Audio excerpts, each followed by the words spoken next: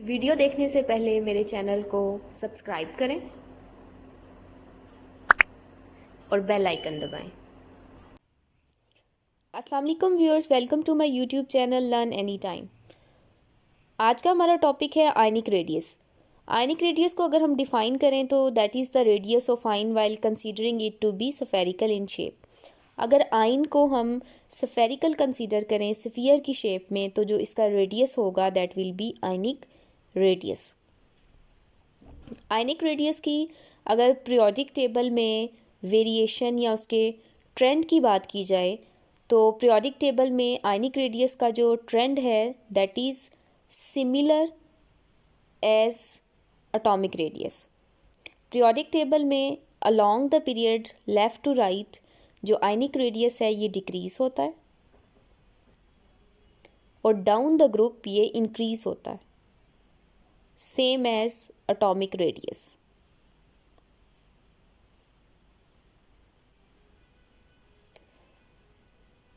Next अगर हम radius of cation की बात करें, केटाइन का रेडियस, केटाइन क्या होता है? केटाइन हम पॉजिटिव आयन को कहते हैं।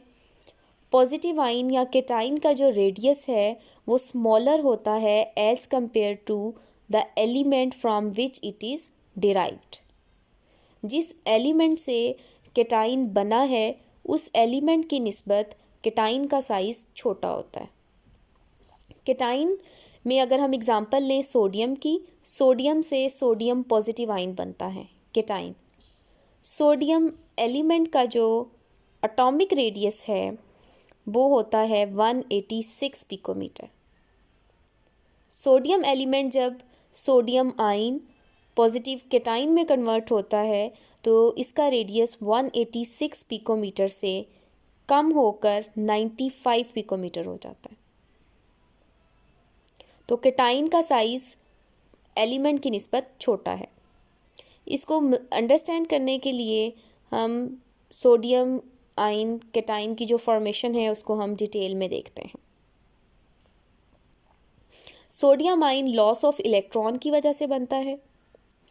इलेक्ट्रॉन लूज होने की वजह से जो न्यूक्लियस है इसकी रिमेनिंग इलेक्ट्रॉन्स के ऊपर जो पुल है या अट्रैक्शन है वो ज़्यादा हो जाती है। Nucleus greater force of attraction के साथ रिमेनिंग इलेक्ट्रॉन्स को अट्रैक्ट करता है जिसकी वजह से साइज़ श्रिंक हो जाएगा।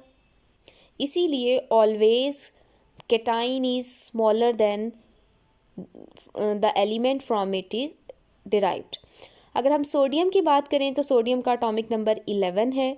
इसके फर्स्ट शेल में 2 इलेक्ट्रॉन्स होते हैं, सेकंड शेल में 8 इलेक्ट्रॉन्स हैं। लास्ट शेल जिसे हम वैलेंस शेल कहते हैं इसमें 1 इलेक्ट्रॉन होता है। सोडियम एलिमेंट जब सोडियम केटाइन में कन्वर्ट होता है सोडियम पॉजिटिव आयन में तो ये जो लास्ट वैलेंस इलेक्ट्रॉन है ये लूज़ हो जाता है, ये रिमूव होता है जिसके रिज़ल्ट में केटाइन बनता है। केटाइन का स्ट्रक्चर कैसा होगा? फर्स्ट शेल में 2 इलेक्ट्रॉन होते हैं सोडियम केटाइन में और सेकेंड शेल में 8 इलेक्ट्रॉन्स होते हैं। थर्ड शेल जो है वो इलेक्ट्रॉन लूज़ होने की वजह से अब ख़त्म हो गया है तो cation in the result smaller in size होगा एज़ कम्पेयर टू एलिमेंट।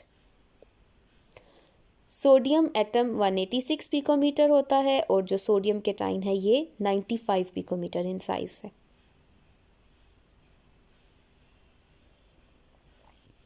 तो due to loss of electron जो न्यूक्लियस है इसकी रिमेनिंग इलेक्ट्रॉन्स के ऊपर न्यूक्लियर पुल भी ज़्यादा हो जाती है जिसके रिज़ल्ट में साइज़ श्रिंक होकर छोटा हो जाता है। मैग्नीशियम जो है उसके ऊपर +2 चार्ज होता है और एल्यूमिनियम पे +3। तो मैग्नीशियम के साइज़ में जो डिक्रीज़ है वो ज़्यादा होता है और एल्यूमिनियम में उससे भी ज़्यादा डिक्रीज़ इन साइज़ होगा। साइज़ ऑफ एनाइन की तरफ आते हैं।